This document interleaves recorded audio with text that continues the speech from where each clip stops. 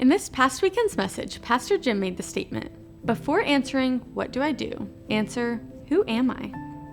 Let's take a look at one of the 4 biographical accounts of Jesus' life, Matthew. Matthew 7:24 through 27 says, "Anyone who listens to my teaching and follows it is wise, like a person who builds a house on solid rock. Though the rain comes in torrents and the floodwaters rise and the winds beat against that house, it won't collapse because it's built on bedrock.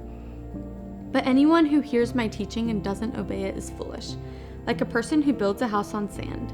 When the rains and floods come and the winds beat against the house, it will collapse with a mighty crash."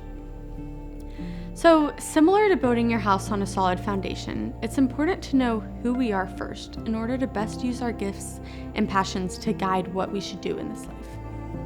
It's so easy sometimes to get ahead of ourselves and jump straight into where we want to be in life rather than focusing more on the foundation of ourselves and the path that will help shape our life. From such a young age, kids are asked, "What do you want to be when you grow up?" Common answers might be a teacher or an astronaut or a doctor, and so on.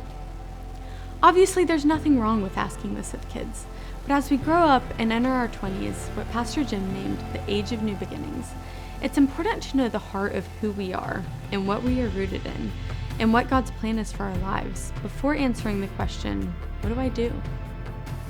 I encourage you to take a few moments to reflect on who you are.